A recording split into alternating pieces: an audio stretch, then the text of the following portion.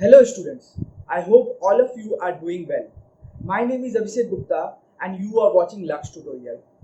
Now, the ICC Council held a meeting, an important virtual meeting on Friday at 11 am.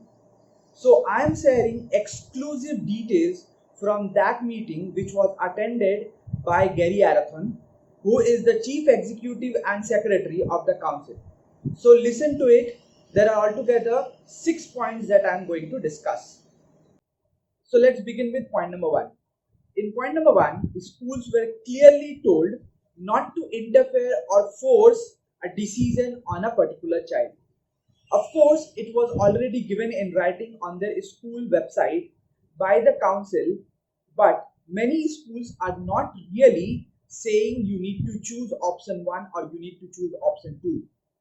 So council make it clear once again that the decision should be made by the students in consulting with their parents, neither by the school authorities. Now let's discuss point number 2. It has come to the council notice that many students are actually choosing to keep quiet, not exercising either of the two options, neither choosing to appear examination, neither choosing to skip the examination. So council has advised the principal that they need to communicate to those students that option has to be opted, either one or either two. Now let us discuss point number 3. This is very important point, so listen to this carefully. Principals were briefed about the methodology which is being worked because the principals were asked for the pre-board marks of the students who passed off from the school in 2019.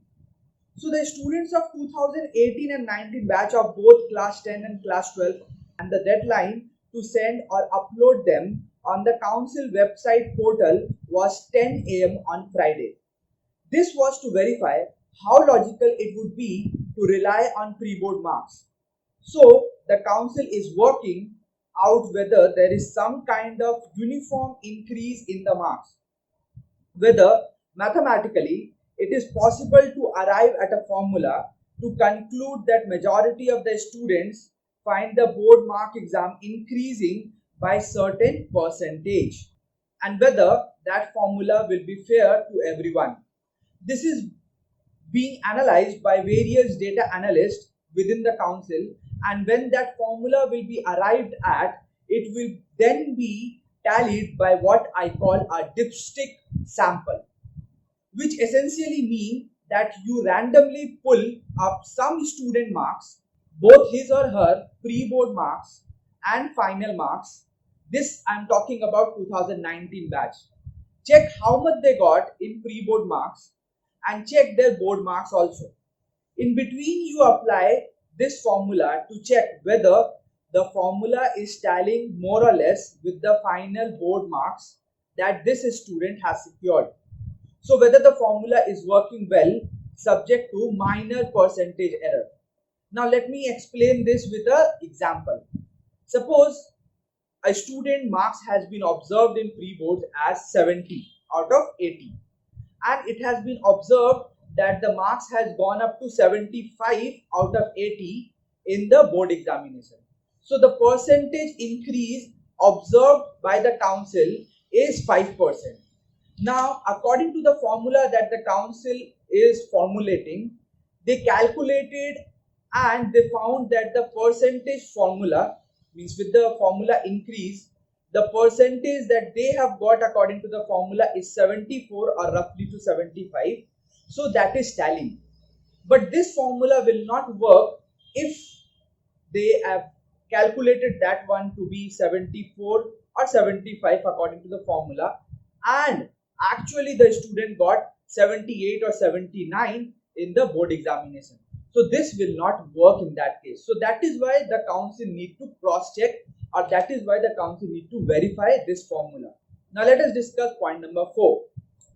Another reason why this is very important to do, because the council is very conscious of the fact that a student who secured 75 out of 80 in say quarterly exam, half yearly and pre-board may find his marks moving up from 75 out of 80 to 78 out of 80 according to this formula that may be employed by the council.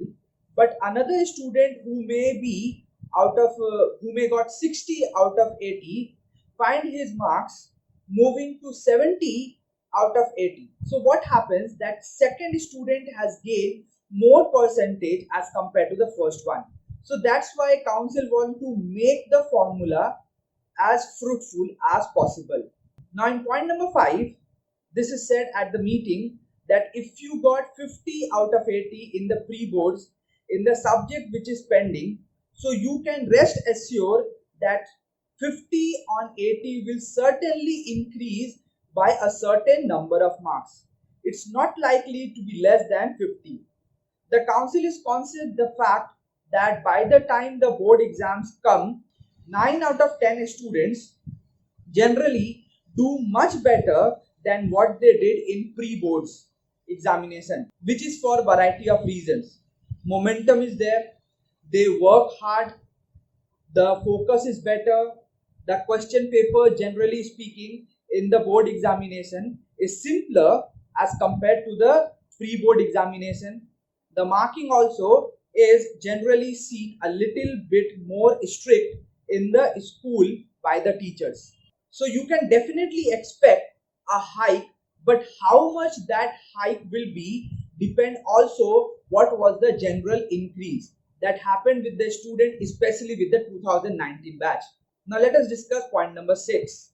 It was also conveyed that on Friday the cancellation of examination is not being discussed as an option, but option 2 is being discussed and fine-tuned in great detail, because in case of examination are not conducted, the council wants to ensure that it has worked out a robust and a good methodology by which it could mark the students.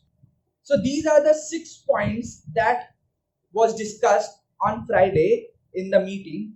Here also I can tell you another thing, that whatever the discussion taken by the CBSE in connection with their board examination will definitely impact the conduct of the ICSE examination. So that is as far as the ICSE meeting was conducted. So I hope this makes the position a little more clear as to what the council is thinking, because you need to know what is council actually thinking and planning to do. So we will come back in another video with more updates of CBSE as well as ICSE examination.